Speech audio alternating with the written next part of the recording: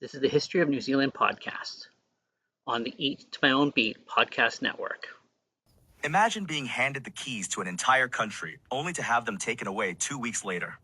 Today, we're diving into one of the most fascinating moments in democratic history, the 1856 Sewell Ministry of New Zealand, the country's first ever responsible government. And what a moment it was. We're talking about the birth of democracy in New Zealand, but with a twist that nobody saw coming. You know, I think most people don't realize just how recent New Zealand's democratic system is. Can you set the stage for us? Well, it all started with the New Zealand Constitution Act of 1852, which was actually passed by the British Parliament. This was the document that laid the groundwork for self-government in New Zealand.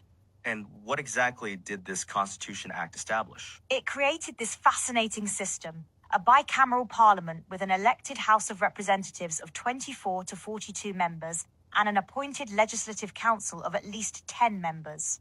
Wait, so they had this whole parliamentary system set up, but how many people were actually voting? That's where it gets really interesting. The first parliament had just 5,849 voters total, and here's the kicker, only about 100 of those were Maori. Only 100? That seems incredibly low. Well, you had to be a male property owner with land worth at least £50 or a leasehold valued at £10 to even qualify to vote. It was very much a system designed for the colonial elite. So, within this system, how did Henry Sewell come to power? Sewell was actually a British lawyer who came to New Zealand in 1853. He quickly got involved in politics and was elected as the member of House of Representatives for Christchurch. And this was all happening in a pretty young colony, right? Oh yeah, and get this, the European population was only about 30,000 people at the time. But somehow they managed to set up 6 different provincial governments, each with its own parliament. 6 parliaments for 30,000 people? That seems excessive. It absolutely was. They had Auckland, Taranaki, Wellington, Nelson, Canterbury, and Otago, each trying to copy Westminster. Talk about ambitious governance. And I imagine communication between these provinces wasn't exactly easy. You've hit on something crucial there. All long-distance travel and transport had to be done by sea. There weren't any roads connecting these settlements. So how did Sewell actually become the first premier? On May 7th, 1856, Governor Thomas Gore Browne asked Sewell to form the country's first official responsible government. This was huge. It meant the government would be accountable to Parliament, not just to the governor. But it didn't last long, did it? No, just 14 days. Sewell was replaced by his rival William Fox, whose ministry then only lasted about a week itself. That's incredibly brief. What went wrong? Well, Sewell struggled to maintain support in the House. There were intense debates about how to divide power between the central government and the provinces.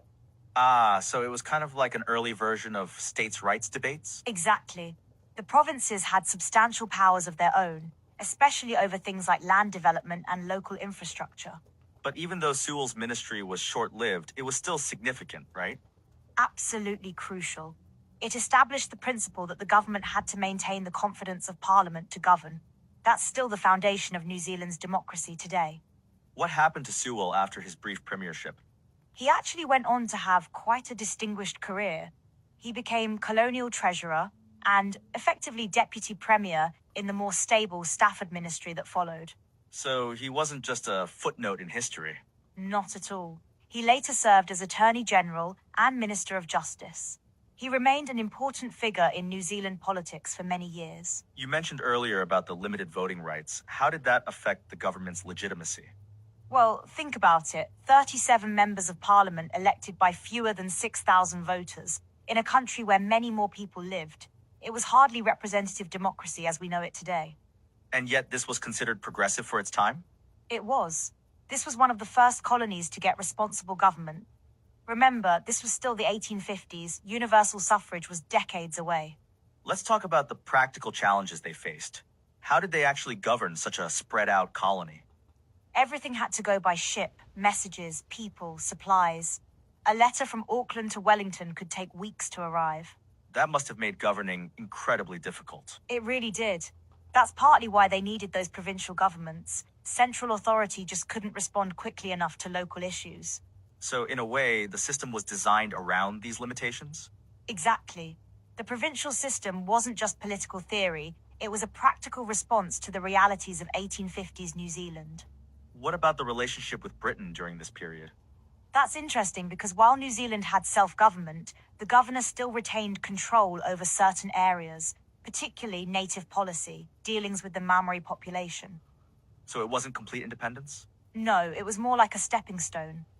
Full control over native policy, for instance, wasn't transferred to the colonial government until the mid-1860s. How did Sewell view his role in all this? Well, he was actually quite an interesting character. He saw himself as an expatriate Englishman at first and apparently hated New Zealand initially. Wait, he hated it? That's not great for a premier.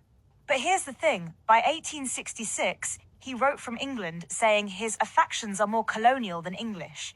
He'd really come to identify with New Zealand. That's quite a transformation.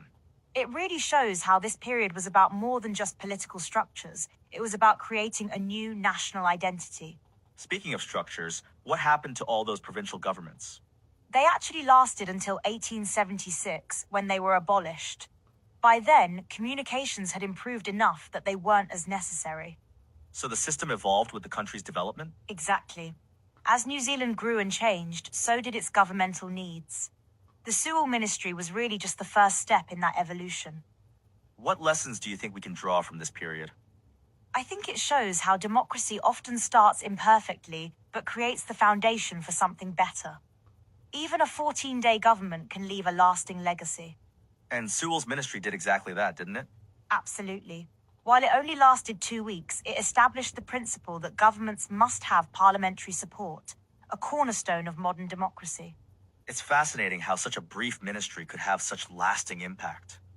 Sometimes the most important changes happen in the shortest time frames. The Sewell Ministry might have been brief, but it changed New Zealand forever. What do you think Sewell would make of New Zealand's government today? I think he'd be amazed by how the seeds he planted grew into such a robust democracy. From 5,849 voters to universal suffrage, quite a journey. And to think it all started with a 2-week government. Sometimes the biggest changes start with the smallest steps. Thank you for listening to the History of New Zealand podcast. We're found on YouTube and anywhere else you could find your normal podcasts.